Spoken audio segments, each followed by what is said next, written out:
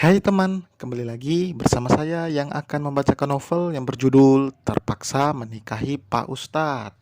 Seperti biasa, sebelum mulai, saya mohon kepada teman-teman untuk bantu channel ini berkembang dengan cara like, komen, serta subscribe.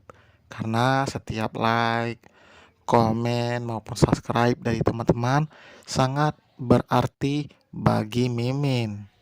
Mengucapkan terima kasih. Semoga teman-teman diberikan kelancaran rezeki oleh Tuhan Allah Subhanahu wa taala. Amin ya robbal alamin. Baiklah, langsung saja kita mulai. Bab 59. Jadi, untuk kolam renang bisa pakai penutup otomatis ya? Tentu, Bu.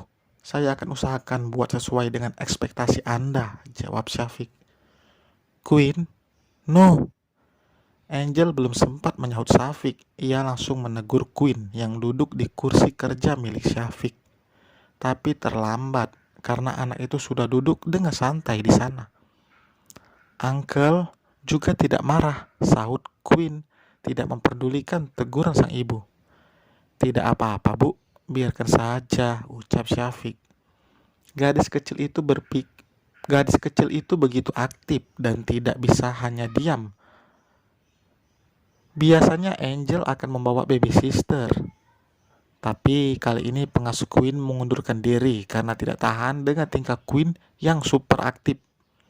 Saat ini Angel masih menatap di Indonesia dan sedang mencari baby sister untuk anaknya. Bagaimanapun, ia adalah seorang wanita karir yang tidak mungkin membawa sang anak ke sana kemari untuk ikut. Orang tua Diego dan Angel ada di luar negeri. Diego akan membangun bisnis di Indonesia dan memboyong serta istri dan putrinya. Selesai berdiskusi mengenai desain yang diinginkan, Angel berencana akan pulang seperti biasa. Tapi sepertinya Queen masih betah, tetap duduk di kursi kerja Syafiq yang menghadap ke jendela luar. Anak itu begitu anteng melihat kendaraan berlalu lalang di bawah sana. Angel mencoba untuk membujuknya agar sang anak bersedia untuk pulang. Tapi itu tentu bukan hal yang mudah. Meskipun dengan cara lembut, Queen tetap tidak ingin beranjak. Ia akan bergerak jika dirinya sudah merasa bosan. Listen to me, we have to go, Queen. Dengar, kita harus pulang, Queen, ajak Angel. No, aku masih ingin di sini, Mam. Tolaknya, lalu melipat tangan di depan dada. Syafiq dan Angel langsung menoleh. Gia datang mengatakan jika Pak Fadil akan membicarakan hal penting dengan Syafiq sebelum dirinya keluar kantor nanti. Ia tidak tahu jika Angel datang juga.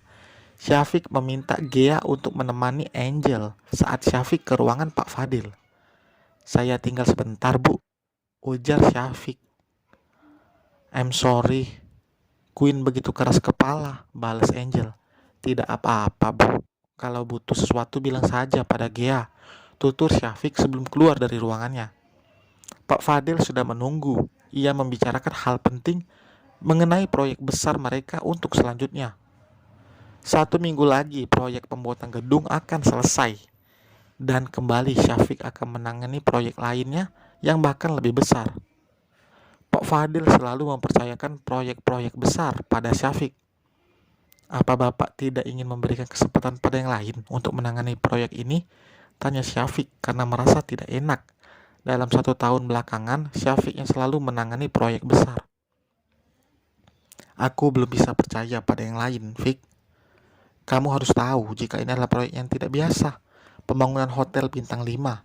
Bahkan Pak Diego sendiri yang memintanya agar kamu yang menangani ini. Jelas Pak Fadil. Sebelah alis Syafiq terangkat. Pak Diego?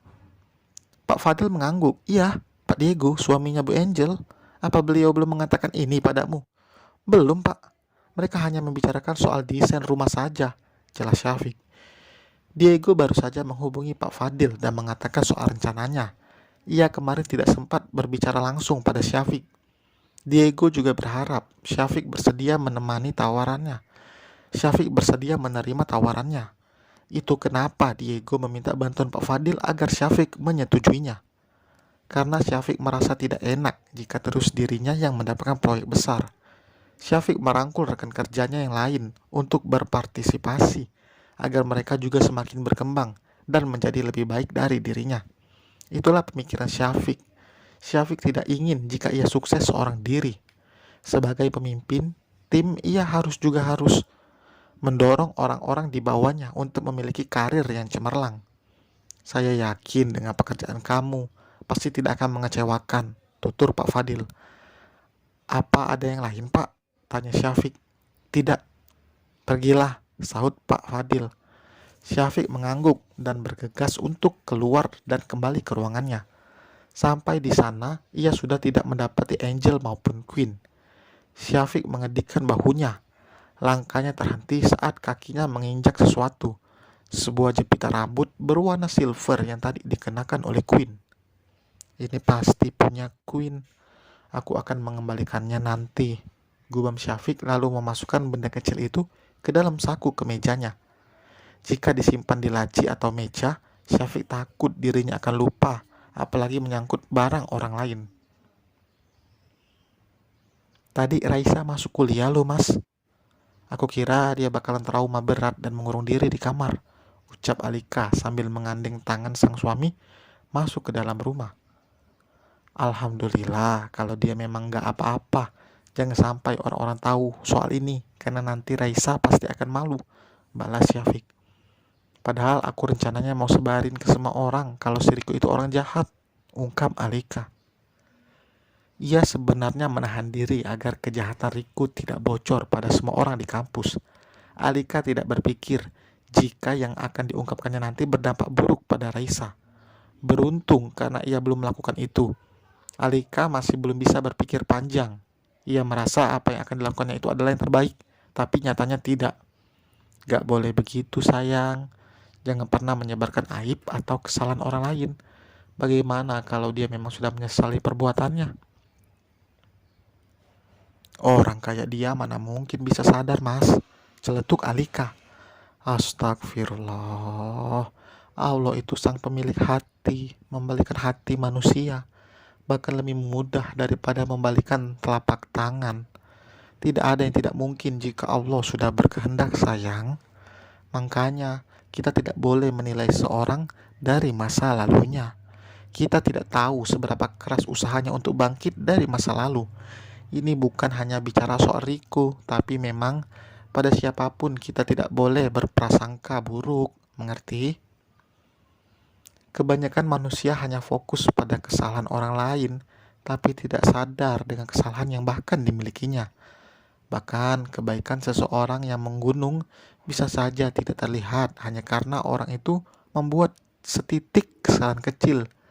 Lebih baik pintar mencari kesalahan sendiri daripada pintar mencari kesalahan orang lain, karena itu bukan perilaku terpuji. Tidak ada manusia yang sempurna, maka dari itu terus berusahalah bersikap baik pada siapapun, meskipun orang itu tidak memperlakukan kita dengan baik. Mas, panggil Alika. Kenapa, sayang? Tanya Syafiq yang baru saja menutup pintu. Boleh peluk nggak? Alika bertanya malu-malu dengan pipi merona. Padahal biasanya perempuan itu akan langsung berhambur memeluk Syafiq tanpa harus meminta izin. Kenapa harus minta izin segala, sayang? Kekeh Syafiq sambil merentangkan tangannya menyambut Alika yang berjalan mendekat. Perempuan itu meringis saat memeluk Syafiq dengan erat. Sesuatu dari saku kemeja lelaki itu terkena pelipis Alika. Kenapa? Ini apa sih? Dengan kesal Alika mengeluarkan benda kecil itu dari saku kemeja sang suami. Dahi Alika mengerut saat melihat jepitan yang kini berada di tangannya. Ia mengalihkan pandangannya pada Syafiq. Ini buat aku? Tanya Alika. Bukan, jawab Syafiq. Terus ini punya siapa? Itu punya Queen, tadi ketinggalan di kantor, jelas Syafiq. Alika menatap curiga suaminya. Itu membuat Syafiq hanya tersenyum kecil. Dari raut wajahnya saja sudah jelas bisa ditebak jika Alika cemburu. Terpikir oleh lelaki itu untuk menjahili Alika. Ia sangat suka melihat rona merah di pipi sang istri saat tersipu malu cemburu. Kamu tahu, Masya Allah, dia begitu cantik. Bahkan Mas sampai terpaku saat pertama kali bertemu Queen. Senyumnya begitu manis, membuat Mas susah lupa. Terang Syafiq. Alika tidak menyahut. Ia menyimpan kembali jepitan itu di saku kemeja sang suami, lalu berjalan cepat menuju kamarnya. Syafiq menyusulnya dari belakang sambil membujuk. Sayang, bukannya kita mau makan dulu, ujar Syafiq. Makan aja sana sama si Queen itu, sahut Alika. Mas maunya sama kamu. Alika tidak menjawab. Ia melempar begitu saja tasnya dan melompat ke ranjang, lalu menutup seluruh tubuhnya dengan selimut.